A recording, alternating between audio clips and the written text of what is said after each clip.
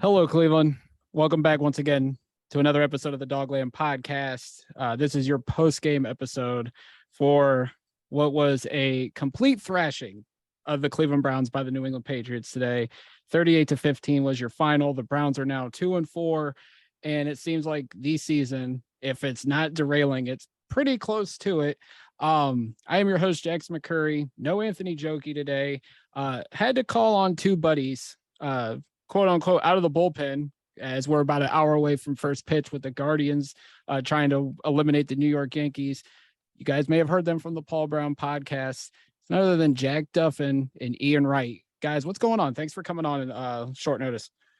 Hey, happy to come join you and wrap up what's been a eventful 2022 season, but it's looking nearly over. I'm not gonna lie, it's not. It's feeling a little less post game and a little more. It's pretty much done. Iain, what's going on, man? Thank you for joining, because you're on the road right now driving, and we thank you so much for joining us as well. Yeah, after that game, I had to just get on the road and leave the great state of Ohio. I'm going to go back to a more inept offensive state in the Chicago Bears. But, it's funny you use a bullpen reference. Well, I mean, the Indians bullpen, and I apologize, the Guardians bullpen, pretty solid. I mean, one of the best in baseball. So if you're going to the bullpen for Jack and I, you're pretty much going to starters anyway. So it's a perfect transition. Yeah, without a doubt. While, I love my baseball guys like Jokey and Alex that are usually on. If I can get the Bieber and McKenzie of the Paul Brown podcast, I will do just that and getting you and Jack on here. No shame to Paul, but you guys are definitely the go-tos. Paul's like Brian Shaw. He's like the Brian Shaw. Yes, without a doubt. Let's get to this game. I mean, it was bad. It was very bad right from the onset. When it's the second play of the game, guys, and it's a play action rollout, and Brissett's throwing to Pharaoh Brown, and it was underthrown, and it just gets intercepted. You knew bad things were happening. The offense probably had their worst performance of the season, but kudos to Bill Belichick. People want to say, they want to pile on Stefanski, but it's like, when you're going up against the greatest coach of all time and one of the greatest defensive coaches ever, did you guys not expect Belichick was going to out-coach and outwork Stefanski for the second time in less than a calendar year? I mean, he completely took everything away from Stefanski and what he wanted to do offensively, and only turned it into a positive for his team. So, guys, what did you think of the offensive performance? Jack, I'll start with you. It was a disaster right from the start. Yeah, it was disappointing because through 5 weeks, it's been really positive. You've seen the offense and you're going, hey, this is working. And then you're sat there bemoaning what's happening on the defensive side of the ball. And it was kind of like, hey, yeah, we've got Watson coming back, but at least half the team is doing their job and it's positive. And today it blew up really, really quick. And we've seen Jacoby Brissett make more challenging, dangerous throws, but they've been late in a game, and you don't expect that sort of mistake so early, where it's really, really underthrown. And yeah, it continued to fall apart from then. And people were going, oh, why don't you run the ball more? They just shut the run down. They said, hey, you're not going to run the ball. You try to beat us. And as soon as you take away the threat of the run, there wasn't much else left. Yeah, Iain, I mean, you see, like, there's people out there saying the Browns should have ran the ball more. The Browns should have ran the ball more. They only ran it 18 times. But it seems like, and I've heard you guys talk about it on your pregame and other pregames, Belichick was going to try to eliminate the run and force Brissett to throw. And he did that, making Brissett throw 45 times. But there's still people saying Stefanski doesn't know what he's doing. Why doesn't Chubb get the ball more? Chubb was averaging a little over 3 yards per carry in the first half. And it seems like no matter what people say, they just don't seem to understand football and the fact that Belichick took away the Browns' strength on offense and did it to guarantee his team to at least have a chance to win and ultimately blow out the Browns. It's one of those weird things because obviously fans are always going to be the Monday morning quarterback specials. If A didn't work, we should have done B, but if B didn't work, we should have done A. And I get that. But I think Belichick, first of all, does not always get the credit he deserves as being one of the most elite defensive minds the NFL has ever seen. And I even said in our preview, I said, I wouldn't be shocked if Belichick says, I'll give you the easy runs. I'm going to take away the easy completions. Now, in saying that, the first drive you come out, I didn't mind the play call. I thought the play was not. I like the fact that we're running a deep post with the tight end throw, and we're talking about a different result. I think he had him beat by a step or two, which in the NFL is a mile.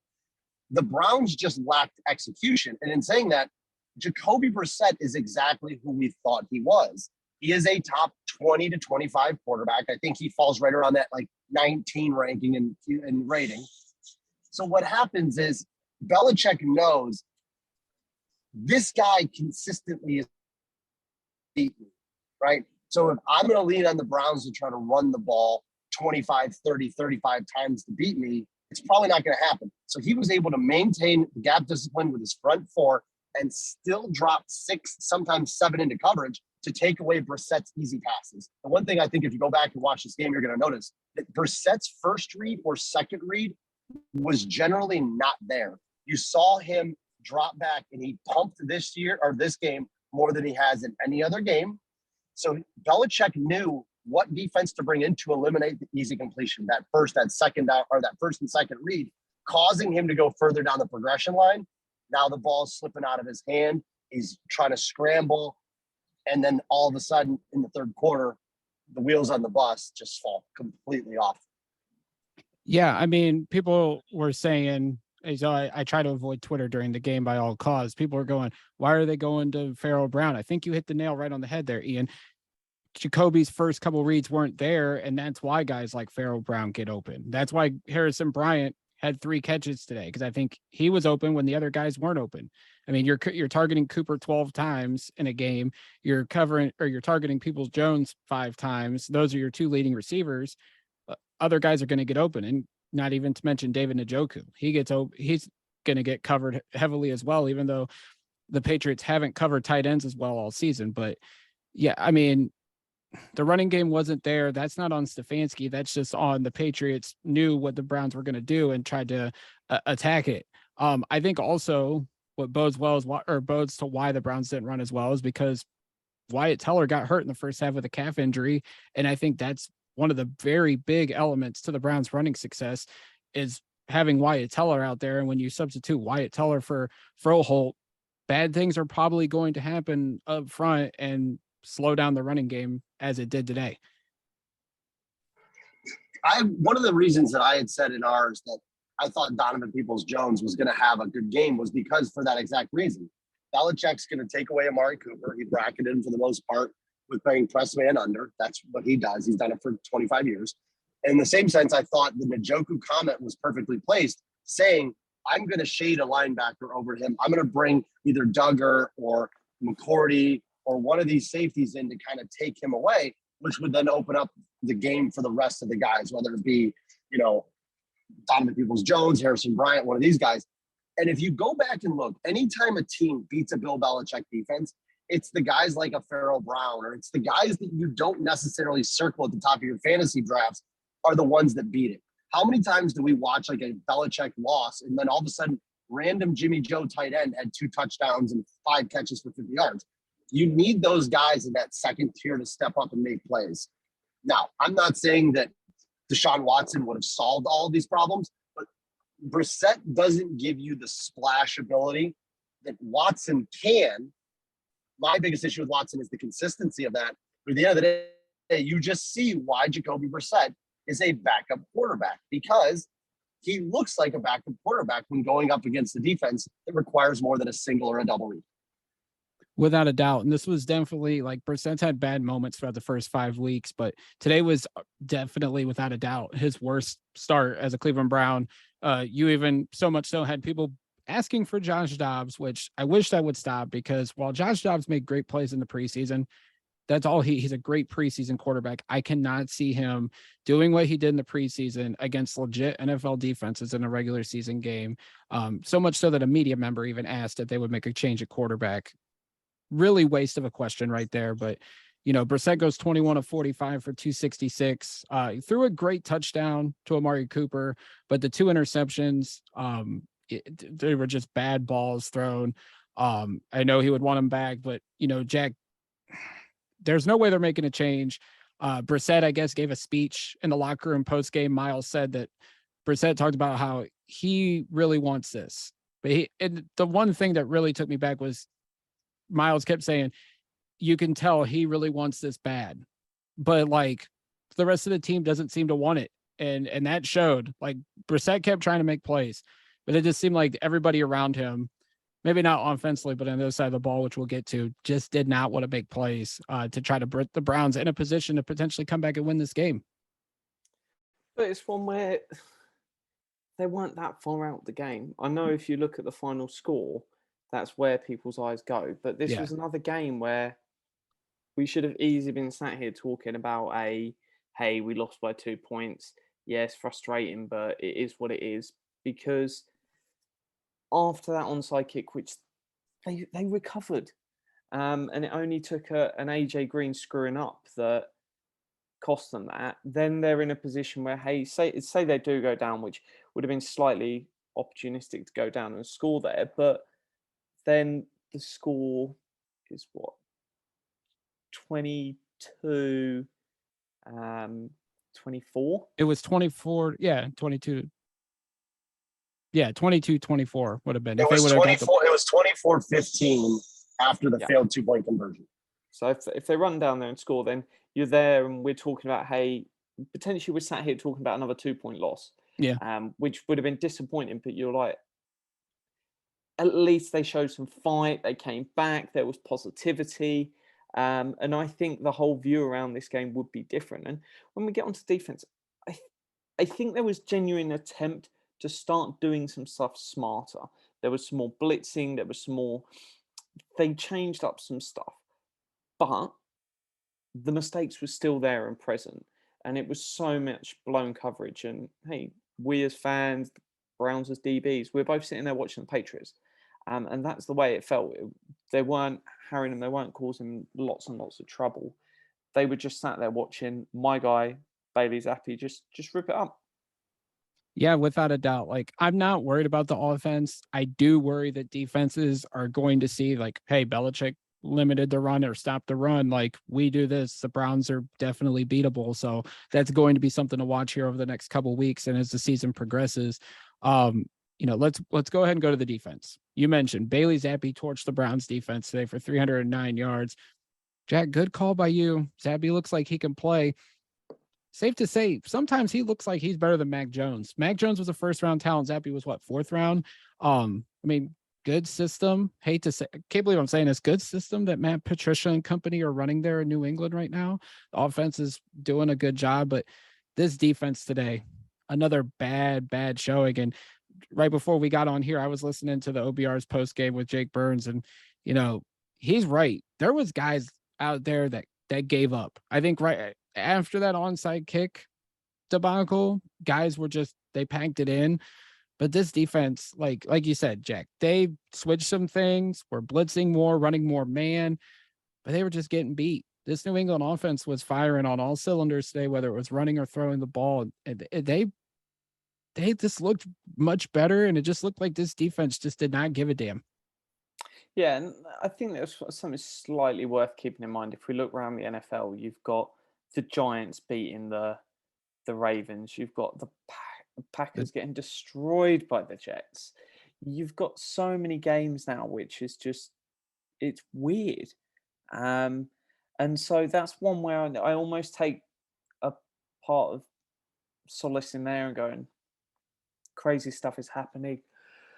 But hey, the Steelers beat Tom Brady. Yeah. What? It's such a wild NFL week. Brady's washed. Yeah, Brady's not in a good place. He looks sickly, by the way. He looks sickly. I mean, with a divorce looming, of course he's going to look sick, but that's just, the man lives on like pinto beans and distilled water and all this stuff. But Jack's right. Did you notice this game coming into the third quarter was anybody's game? I mean, Right. the one play or two plays here, what happened was they blew the coverage and then the turnovers. You know, we had the Chester Rogers muffed punt, and then we had the fumble. So Jack's right. The 38-15 score should have realistically been about 24. I'd be curious, you know how, like, after the game, say, this is how many points she could have scored. We all thought for that to win, it was going to be in the low 20s, right? It was going to be a 24-20, 21-20. So the two touchdowns the Patriots got at the end there were just gifts. I mean, Chester Rogers and Brissett gifting them 14 points. So when you think about it, the entire game broke down to about a 4-minute stretch there in the third quarter. And shockingly enough, after the onside kick, what did the Browns defense do? They stood up and forced a punt. That's what happened. Was the Browns defense came out and said, we're going to get this ball back. And I think after that muff punt is when they went, we're done. Yeah, because I mean, when you look at the first half, they only gave up 50 yards on the ground, which would be a victory compared to what happened the last couple of weeks. They did give up 141 in the air, but it wasn't lost at halftime. But like you guys said, when the mistakes happened, the big mistakes, the muff punt, the onside kick debacle, and then it just all unraveled from there. Do you guys agree with Jake's assessment that there was guys legitimately quitting out there on the field? He said as much as 60% of that team quit today. I'll let Jack start. Yeah, I have thoughts on. I think that's fair enough, and I think the moment it happened is after that field goal, after the onside kick mess, they just went, "Hey, the game's over," and it's like, as much as you put it on it's just the players. Let me just pull up some of the snap levels. It felt like they took some of the starters out, and just said, yeah, this is over, and the game was over. As soon as after that play they go down and score, the game's then a dead rubber, and what do you then expect them to do? So I think that's one where there is some knock on from that, and hey, there needs to be accountability and action, but is it going to come? Probably not. See, my thing is quitting is a hard word, because for a professional athlete to quit, I think of like full on Antonio Brown in the Jets, right? That to me is quitting. No one's stripping at First Energy Stadium that I know of. And I think what we're perceiving as quitting is guys who, if we're being fair, you, me, we're all included, we've been very hard on this defense, very hard. And we've been very critical. We've been very poignant with our criticisms, Jake included, Burns. I think that wears on guys over the time, because you got to remember, all of these guys in the NFL are 5-star everythings and have been lauded their entire life about how great and gifted they are. So when you struggle, especially as much as the Browns defense has over time, I have no doubt that they got ridden this week about stopping the run. I did see a couple things in their run gap scheme today that was a little bit better. I mean, I don't think the Patriots even rushed for 100 yards. I think people were picturing Ramondre Stevenson having, 500 yards rushing today. He didn't. And I think there was a conscious effort to make sure that the linebackers, you'd see Jacob Phillips, you'd see JOK moving to the ball. So they were doing some better things today. And I think Jack's right. There were some adjustments. I don't think they necessarily simplified the scheme, but I think they went to things that they knew how to do. But in the same sense, you have guys individually not doing their job.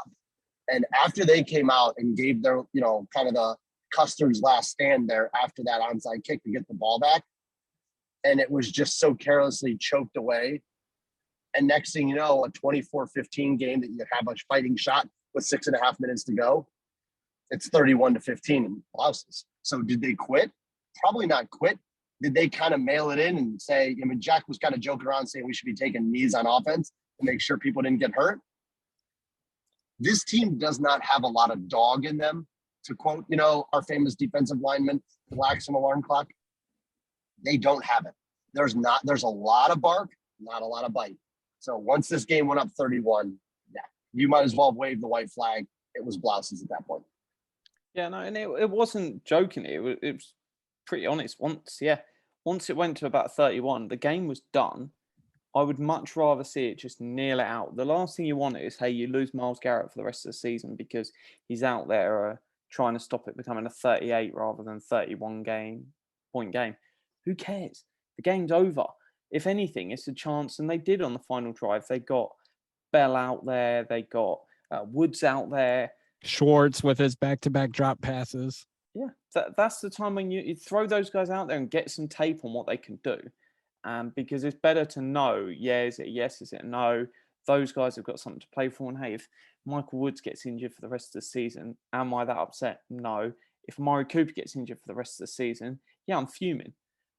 So it's just not worth risking a player, the future of your team, for the hope you come back from 31-15 down against the Patriots with 2.5 minutes left or whatever it was.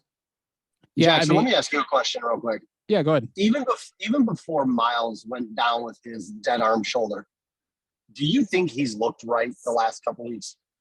No, and I didn't really expect him to, because he has an AC joint sprain. He's obviously, I'm sure the bumps and bruises are still there. He still has a broken blood vessel in his eye. That was apparent in his post game, but no, Myles hasn't looked right. I mean, that's just, I think we all kind of expected that coming off such a car wreck that he was in. Yeah, when I watch him, it feels like he's a half step slow. You know, I know we've talked about shoulders and elbows, and obviously when he made that sack on Zappy, you could tell it put so much exertion on that shoulder with his left arm that he was like, I'm done. Like, I strained this thing again.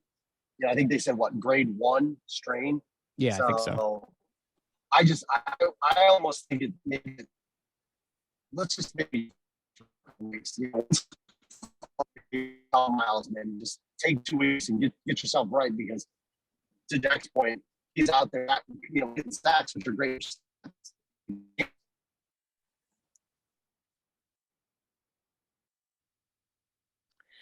I think it's one with Myles where I think we see him after the bye week. But with how insane the NFL is, I'm looking at some of these games and I'm saying, hey, the Ravens going into the season, I was like, yeah, no, that's not going to be a game we pick up anything. But who knows now? Daniel Jones pancaking them. Yeah, it's not quite that crazy. But in the same way, it's like any of these games, we can turn a winning streak back around and it can get better. Do I think it will? No. But I'm not ready to throw the towel in completely yet. It's going to be tough. Yeah, it's definitely going to be tough. Like, maybe they should sit Myles a little bit. I mean, the fact that he had 2 sacks today with, let's basically say, 1 shoulder is something remarkable. Shout out to him for breaking the all-time sack record. Would have much rather seen him do it in a win. But I feel like he's probably feeling like Clowney's out. I need to do more. But he's got to think about his long-term health. And I'm sure the Browns feel the same way. But at the end of the day, if they feel he's good enough, and obviously he wants to play, like, they're going to play him. I know this is the whole Baker Mayfield saga again, but if he wants to play, like, at some points they can't stop him, but I feel like they do need to shut him down, because that looked rough. That last sack, he was just laying there and his arm was dead. Like, that right there just tells you maybe they should hold him out at least this next coming week against Baltimore. He gets 2 weeks to get ready for Cincinnati on Monday night, but yeah, you definitely got to be worried about that shoulder going forward. When you look at this whole defense, there's a lot of people have been calling for Joe Woods' head for a long time. You would have to think after something like this today that they might do something. I don't know if they're going to. Stefanski seems like a very loyal guy. Reminds me a lot of Tito Francona and how loyal he is to his guys, his coaching staff. Him and Joe Woods go back to the Minnesota days. I don't know if a change is going to happen. I feel like a new voice should be in that room, whether it's players, coaches, I don't know what. That defense needs a wake-up call in a big way. It looked better in the first half today outside of the Stevenson touchdown run, but something's got to give on that defensive side of the ball, and I just can't put my finger on what it's going to be. Yeah, it's one that it's difficult because sacking someone doesn't in real terms change anything, but do you see a bounce off it? Do you see players go, hey, I've got to be accountable to this guy now? And that changes their mentality. Who knows? Some of this stuff is it just random wives' tales of things where you see quick turnarounds in the short term? If anything, I think it's probably one where the front office need to intervene in a way, just to sit down with players and go, look, you're gone after this year. Just be straight up and honest with them and go, look, all the tape you put on between now and the end of the season is what you're going to go into free agency with. So you can quit on the team, but that is what you're effectively going to produce. Maybe not quite as blunt as that, but they need to be really driving it to these players because they don't look that interested. And it's one way you more or less need to gut a lot of the roster. And I think it's a difficult decision they've got to make going into next season, as they rely a lot on rookie players, contract players. And it's right that, hey, the great value of a rookie player. But I think at times they now need to start looking and going, do we need a handful of vets? Just the odd Danny Shelton here, the odd someone. So I'm talking guys you're paying 1.5 mil to. I'm not talking about big investments, but just a few of them, just to have some smarter heads and go, no, guys, this isn't on, because whatever's going on, it's not working. And that's the frustrating thing. It's not easy to put your finger on. If it was a case that, hey, we just can't get pressure and we need to add one defensive lineman, that's okay. But dude's like 10 yards wide open. Add in one defensive lineman, add in another DB. You could play with 12 defenders on the field. I don't think it'd stop half of this stuff. Yeah. Iain, I know you're an advocate for Joe Woods, and I get it to a degree because he can coach these guys the right way, but if the players on the field aren't executing the stuff, that's more on the players than it is on the coaching. But I know you wanted to speak your piece on Joe Woods, so the floor is yours, my friend. It's partly what Jack said. Think about what kind of athlete you'd have to be to you're saying, well, if you fire the coach, then I'll play better. Like, the idea that like an NFL player should get better solely on a coach being fired, to me, is just mind-blowingly crazy. But in the same sense, this front office is drafting players for this scheme. They picked Joe Woods because this is the scheme they want to run. They want to have the corners. They want to have the secondary. That's where they put all of their assets in terms of their draft capital as well. So if Woods runs the system that you want to run, and by all accounts, whether it was San Francisco, whether it was Denver, this guy has a very, very good rapport with players. I mean, a lot of his former guys come out and say, like, no, he's a good coach. Like, but then I have a guy, and listen, if I had to make one change, I don't know who his backup is, but I sit Grand Elpin. And listen, I get it. He can dance and do all his celebrating when a pass gets tipped at the line and Hunter Henry drops the ball on 3rd and 19 for 6 yards. But to the point, and listen, you talk about optimism. Nathan Zagura is the king of optimism. And on that Hunter Henry touchdown, on that screen pass, shout out, by the way, I hope Jimmy Donovan gets better soon. Zagura goes, oh, Grant Delpit got caught peeking in the back. They went down to Gerard Cherry, and he said the same thing. Henry ran right past JOK, and Grant Delpit watched it and thought they're going to run the ball and had no idea what he was supposed to do. So if Joe Woods is sitting there like, Grant, what were you possibly thinking? What to your point, what more do you want a coach to do? If he's telling guys what to do and they're not doing it, and the front office isn't replacing them, or go out and sign a veteran free safety that can come in against Baltimore that week and say, listen, Grant Delpit, the problem, to Jack's point about bringing in vets like these guys, is they may not have the ceiling that some of these rookies do on these rookie contracts do, but they don't have the floor. It's as bad as it is, because when it hits the fan, it is hitting the fan, and you have guys running wide. How about that one Jacoby Myers route? It was just a standard inside out. Greg Newsome might as well have been on roller skates. I mean, he spun him right around. I kind of joked and said he's going to need his ankles retaped after that. You have guys that are just, it's bad technique in terms of what they're allowing to do. So if firing Joe Woods in the middle of the season is going to change technique, I'd love to hear how that's going to happen, because to me, it just seems like there's guys out there with flaws. And you're not going to get better mid-season. This is all the stuff that happens in the offseason.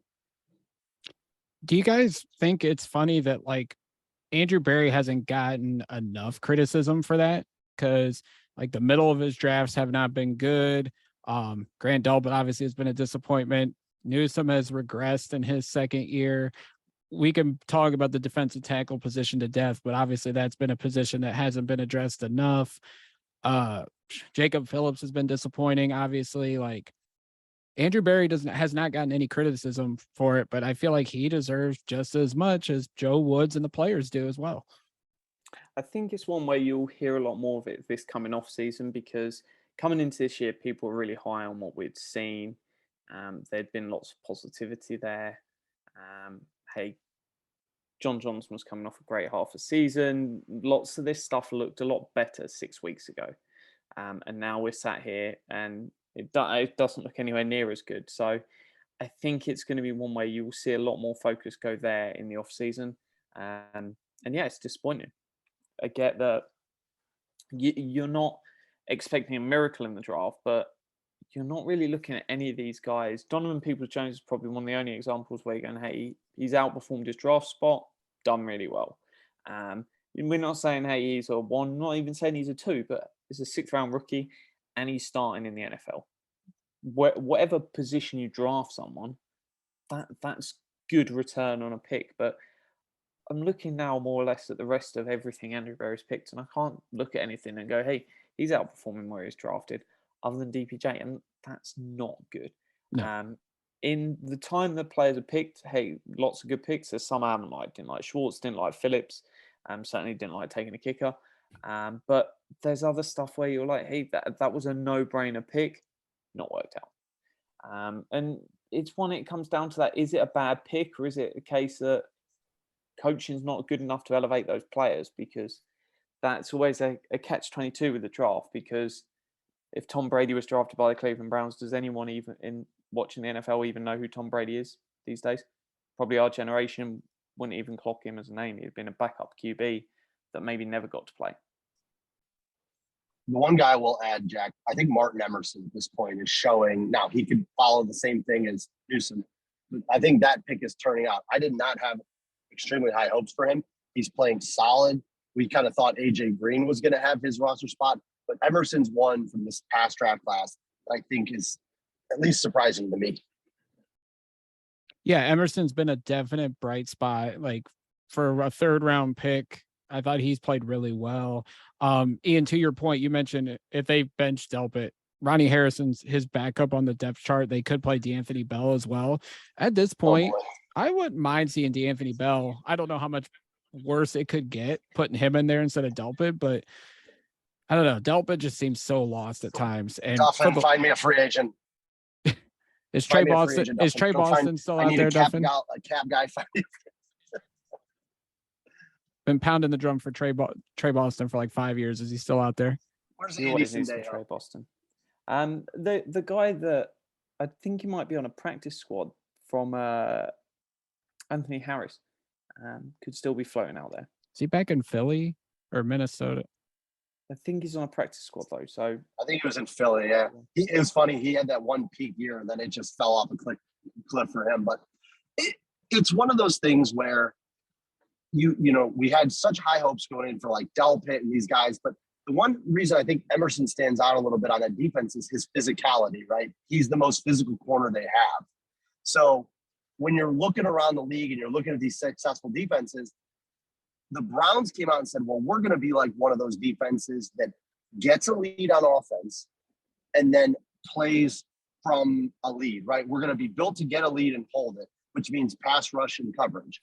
And the problem is they're not getting any pass rush, and then the coverage just doesn't hold up after 4 or 5 seconds. So without the leads, and listen, who knows? Maybe the complete like complexion of this team changes when number 4 comes back. Maybe it does. I don't know. Maybe he's more of a motivator than, Brissett is. I don't know. But at this point, that defense just plays so soft. Like there's no dog out there, to use this cliche word, but big hits. No, you don't see anything. We celebrate tipping a pass on 3rd and 19. What? Like, get your ass off the field. It's 3rd and 19. If you gave that up, I'd cut you. You know, I don't think LeCount's the answer. So they need to figure out what their attitude is, because at this point, it's warm knife through butter most of the time to that defense. And it's not just through the pass, it's through the air as well, or through the ground and the pass. Yeah, and it'll be interesting to see what I've completely lost. Who was the Falcons linebacker we just picked up? Is it Jones? Deion Jones and Tyler Davison. Yeah, it'll be interesting to see, because I would imagine they'll be ready next week to play for Baltimore, against Baltimore. Like, what will they bring? Will that change anything? I know people said, oh, well, they made these moves out of urgency after the Los Angeles loss. But like Duffin had mentioned, was probably a deal that they've been working on for weeks now. And it just so happened to be executed the night after another poor defensive performance against the Chargers. So will be interesting to see what that brings. Be interesting to see what happens on special teams this week, because Chester Rogers did not play well. I would have thought, because he had a couple nice returns, I would have thought that was it for Felton, or even Schwartz for that matter. But Rogers fumbling twice, or he fumbled once and then stumbled the crap out of this last kick return. So do they elevate him to the roster, or do they look for another potential kick returner? Because that's as much of a revolving door as the quarterback position was for years here. So yeah, special teams is not good. Defensively, they were atrocious again. And offensively, it was a bad week, but we will see how it goes. And Jack, you're going to laugh at me, because I know I'm the type that doesn't like to look too far ahead, but I look at the next 5 games of the schedule and I do not see a potential win on the horizon for this team. Crazy things have happened, like we said, this week alone, but it just does not bode well for the Browns in the immediate future. Do you know what's going to be a win? Me and you having beers in Miami. Yes, that is going to be the lone win of the next month, is me and Jack tossing back a couple cold ones in Miami, and I'm so looking forward to that. Well, hopefully Chester Rogers isn't fielding punts in Miami, because according to the announcers today, it was too sunny in Cleveland. The only time that's the first time I've ever heard that. That was so funny. That I had to get a laugh at the end of that game, and that was the one. So thank you to Kevin. It's always sunny in Cleveland. Yeah. Oh, look at Chester Rogers battling that beautiful tropic sun here in the shores of Cleveland. Is there anything else you guys want to discuss on here before we sign off? I will have to contribute the most valuable insight probably in the Dogland podcast history. Cade York, just money today. He's back to kicking his draw. He looked a lot better. His control was there. He had much better confidence in his kicks. That 51-yarder just looked like a layup. So shout out. I think Cade York this is what you're going to get from a rookie kicker. You're going to get some blips and some ones where you go out there and go, okay, that's what I like. Following his career path, I'm telling you, Daniel Carlson, look out for Cade York. He's got the ability, and just hopefully he doesn't get thrown out of the game by his own coach like Robbie Anderson just did. Yeah, things are not Steve getting Wilkes better in not Carolina. having it. No.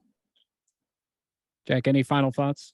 No, I think it's an important game for Cade York. We just need to see another couple of weeks where he's just consistently kicks them. Hey, if it's over the 50, then who knows what happens. But if it's inside the 50, make it, and then that confidence will continue to grow, and it will then all come together. So I think that's positive to see there, and who knows. Mike Prefer, Joe Woods, I don't think anyone's going to be upset if neither of them on the team tomorrow. So it's one where pressure will continue to grow, and it's going to be a lot of tension within that building, because people are going to be wanting action, and who knows? None of us on the outside know truly what is going wrong in there, but someone's got to be accountable, and that's going to be interesting. Do they wait till the bye week? Is there pressure to do something before that? It's going to be spicy. Real quick, as I brought this up to my buddy, when they're allowed back fully in the locker rooms and in the facility over the last year, don't you guys get the sense that this team has been torn further apart now that they're closer back together in house?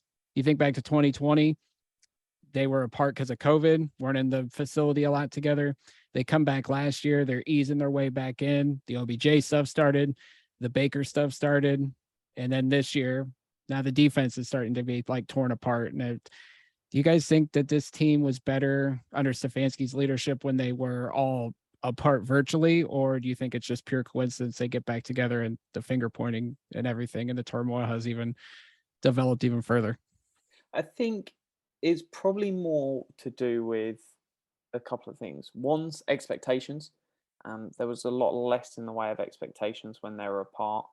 And the other part that comes to my mind is just the fans and the fact that there is people in the stands, that it just feels more expectations there, whereas in the past they could do what they wanted and it didn't feel like anyone was watching. Obviously, everyone was watching, but it didn't feel like there was stuff going on. And yeah, it's one where we should be 5-1 right now, and it's certainly not that case. And just down the rabbit hole. Ian, what do you think about that? I think it's probably a larger discussion, but I think it's one of those things where winning cures all.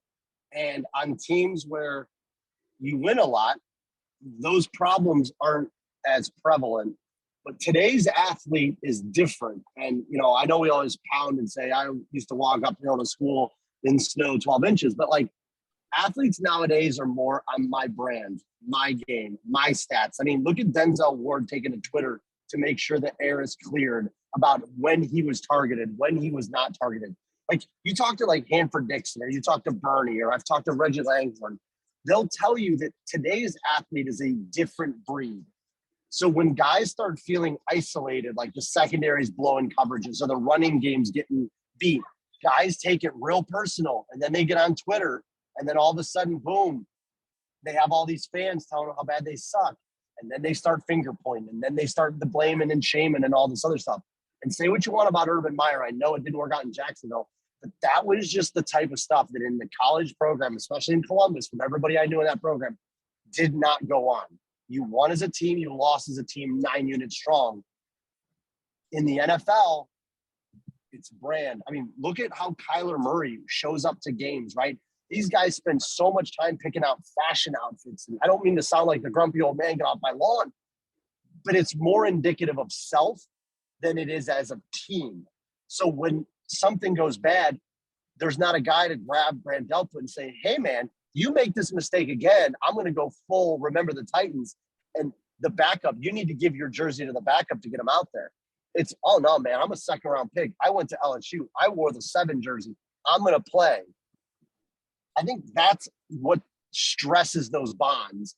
And that's why when the guys are apart, everybody's like not there fully interacting on a day-to-day basis. It had a different vibe. The same way you can look and say this team magically fell apart under Baker, but Baker and Chubb are best friends. 2 completely different personalities. They're best friends. But yet Chubb gets along with everyone else. So we trust his judgment with everybody else, but we don't trust his judgment with Baker. So I think a lot of it's kind of malarkey and made for the media stuff. But it's all about these guys' brand. And that's really all it is. Yeah, it's definitely like that. Hopefully they can somehow get it together. I mean, they got Baltimore next week. It's going to be a tough game. Win. That's how you get it together. Win. You go out and beat the Ravens, they're all going to be hanging out at each other's houses and over at the 9 having bottle service together. When they lose, they don't like anybody. When they win, they're best friends. Yeah, it's funny how it works, but unfortunately, that's the name of the game in the NFL. Jack and Ian, thank you guys so much for coming on at short notice. Really appreciate you guys as always. You both are good friends. You're 2 of the few people that I talk to on a consistent daily basis, so appreciate you both. If you guys don't listen to the Paul Brown podcast, great stuff. They do a couple episodes a week. I'm sure their post game will be dropping sometime tomorrow. Jack does great work over at the OBR, so definitely check that out as well. As for me, you guys can follow me on Twitter at JackMcCurry08 and check out the Dogland at the Dogland. Got some special stuff in the works. It all isn't official yet, but when it does, you guys will hear all that right here on the podcast. So until next time, as always, Cleveland, we love you. And as always, go Browns. Go Browns. Go Browns.